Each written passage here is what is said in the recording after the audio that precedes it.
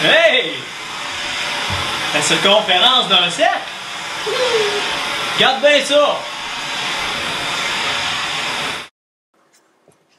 Dans un cercle, comme tous les cercles sont des figures qui sont semblables, eh bien, les différentes longueurs respectent des proportions qui sont bien établies.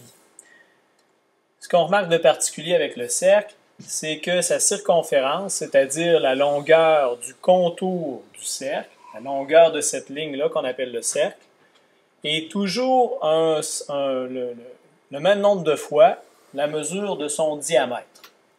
Par exemple, si je prends la mesure de son diamètre que je viens de marquer ici en bleu, que je marque ici en rouge, la mesure de son diamètre comme ça ici, si je l'enroule autour du cercle à partir d'ici, je vais pouvoir l'enrouler une première fois, une deuxième fois, une troisième fois et un petit peu plus. Ce nombre-là, un peu particulier, on l'appelle pi. Par définition, c'est le nombre de fois qu'on peut enrouler le diamètre autour d'un cercle sur sa circonférence.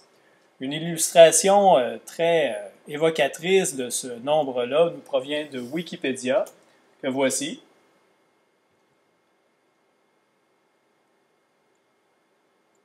Donc, expliquer en détail, c'est qu'on prend le diamètre de notre cercle, si on le reporte sur une droite numérique, un certain nombre de fois, par exemple 4 fois, et qu'on déroule la circonférence sur cette droite-là, on remarque que la circonférence, donc la longueur du cercle, est 3 fois et un peu plus que son diamètre. Donc, ce nombre-là, on l'appelle pi. Et la valeur de pi approchée, donc approximative, pi, on va dire que c'est environ égal à 3,1416, qui est suffisamment précis pour le genre de calcul que nous, on a à faire ici au secondaire. Donc, si on connaît le diamètre d'un cercle, on peut trouver sa circonférence, on peut la calculer, en sachant que c'est toujours 3,1416 fois plus grand que le diamètre. Par exemple, ici, si je prends un cercle qui a un diamètre de 1 cm, bien mon 1 cm, si je le multiplie par 3,1416, on va trouver que la circonférence est égale à 3,1416 aussi. Tout à fait logique. Donc, on peut facilement passer de la première ligne à la deuxième comme ça.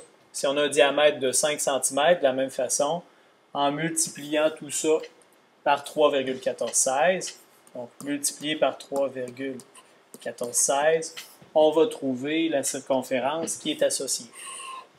Même chose pour 12 cm, même chose en bref pour à peu près n'importe quel nombre comme 43 cm, qui donne une circonférence de 135,09 cm.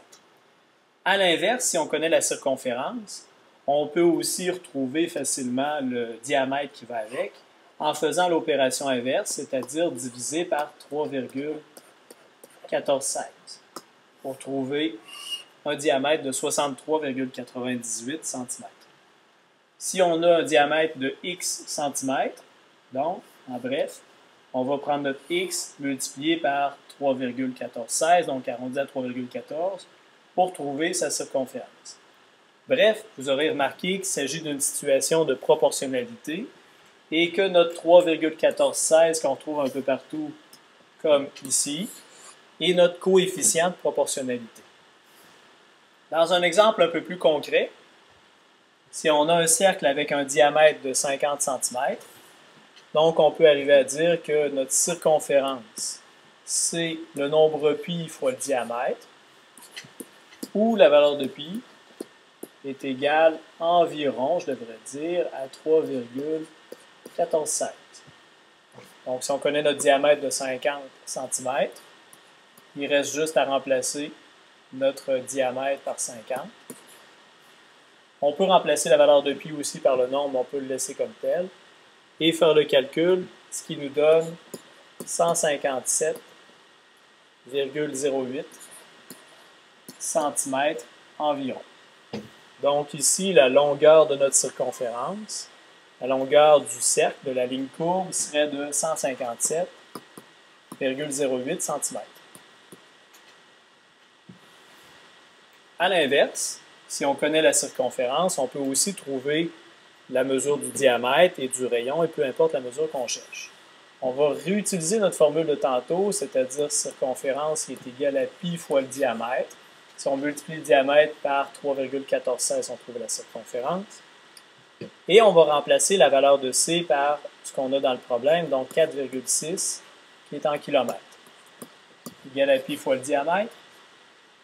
Si ce qu'on cherche, c'est la mesure du diamètre, comme on a appris dans les équations, on va isoler la variable, on va trouver la valeur de D.